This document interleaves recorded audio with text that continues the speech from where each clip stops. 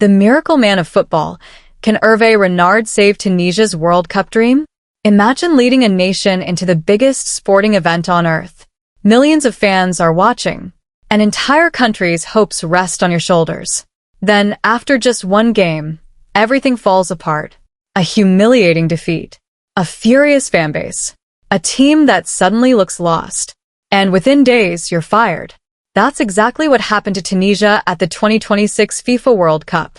But what happened next shocked the football world.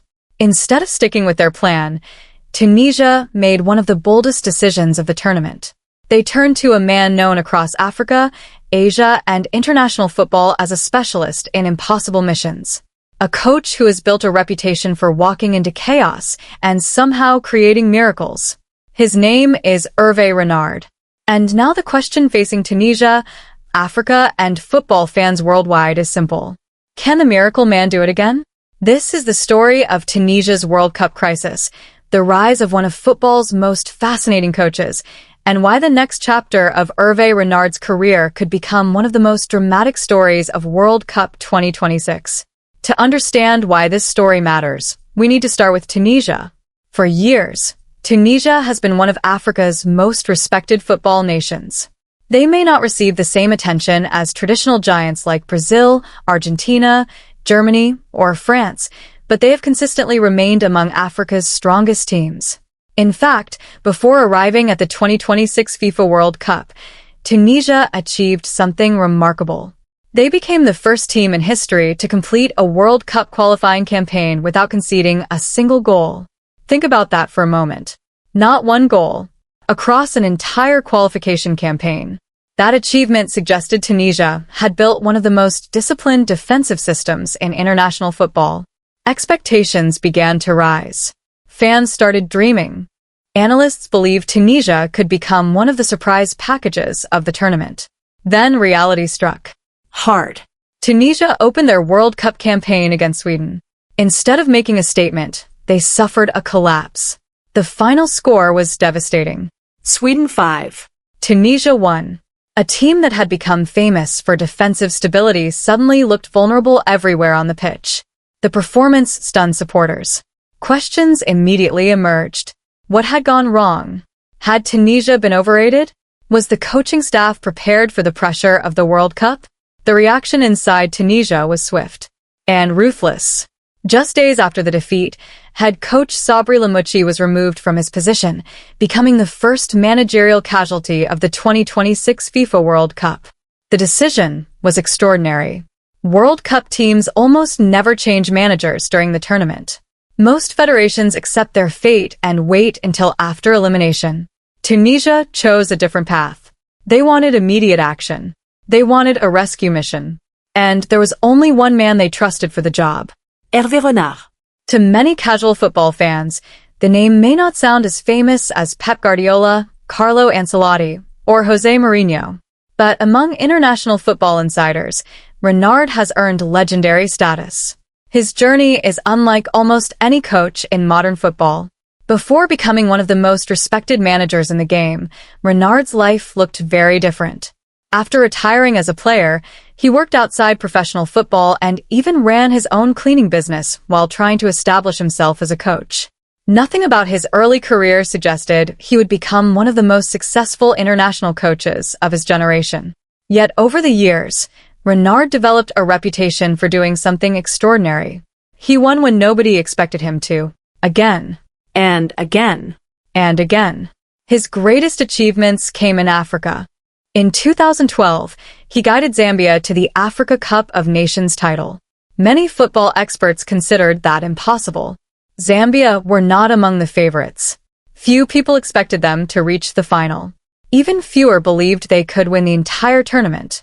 But Renard transformed a group of underdogs into champions. The victory instantly elevated his reputation. Then, he did something even more impressive. In 2015, he won the Africa Cup of Nations again, this time with Ivory Coast. The achievement made history. To this day, Renard remains the first coach to win Africa's biggest football tournament with 2 different nations.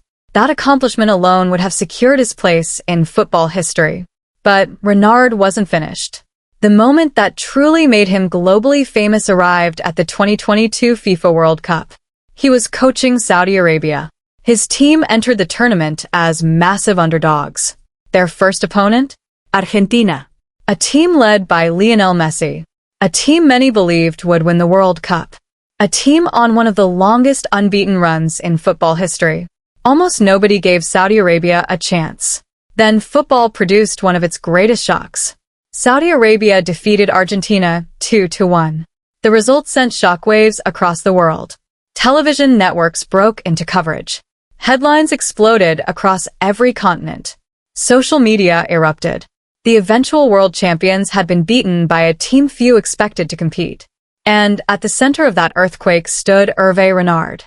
From that moment onward, his reputation as football's miracle specialist became impossible to ignore.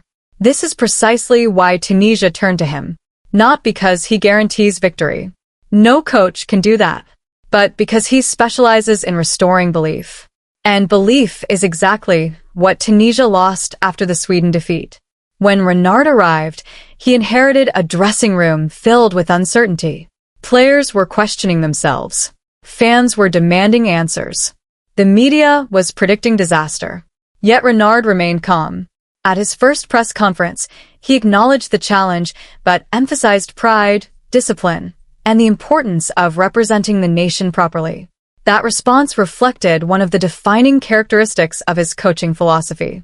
He focuses on mentality, on confidence, on creating unity, because at the international level, tactics alone rarely win tournaments.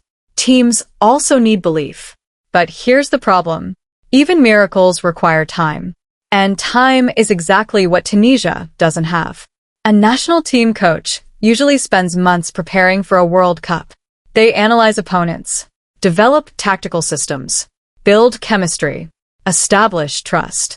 Renard inherited Tunisia in the middle of a crisis. He had days, not months. Days. That's why many analysts viewed his appointment as both exciting and incredibly risky.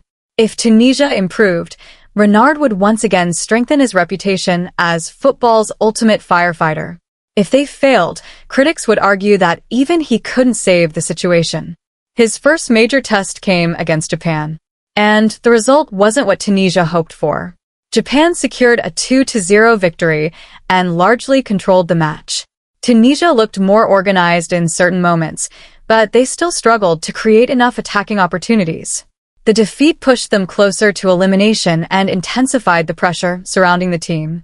For critics, the result was evidence that the damage had already been done. For supporters, it was too early to judge. After all, no coach can completely rebuild a national team overnight, even someone like Hervé Renard. Yet there is a larger story here, one that extends far beyond football. Tunisia's decision reflects the growing pressure facing leaders in every field. Politics, business, sports. The modern world demands immediate results. Organizations have become less patient. Mistakes are punished faster. Expectations continue to rise. And when crises emerge, leaders are often judged not by how they prevent problems, but by how they respond to them. In many ways, Tunisia's World Cup story has become a case study in crisis management. The federation saw a disaster unfolding. Instead of waiting, they acted. Whether that decision proves successful remains uncertain. But it demonstrates how modern institutions increasingly prioritize rapid intervention over long-term patience. As World Cup 2026 continues, all eyes remain on Hervé Renard.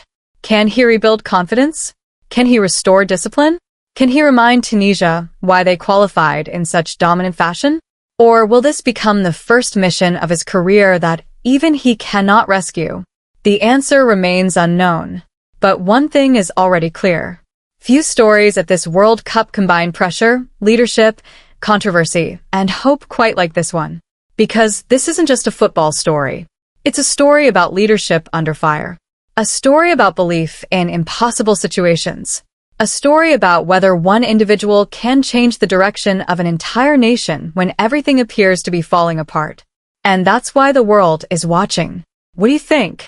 Can Hervé Renard still save Tunisia's World Cup campaign? Or has the damage already been done? Let us know in the comments below. And if you enjoy deep dive documentaries covering global sports, international affairs, and the stories shaping our world, don't forget to subscribe and turn on notifications, because the next big story is already unfolding, and we'll be here to cover it.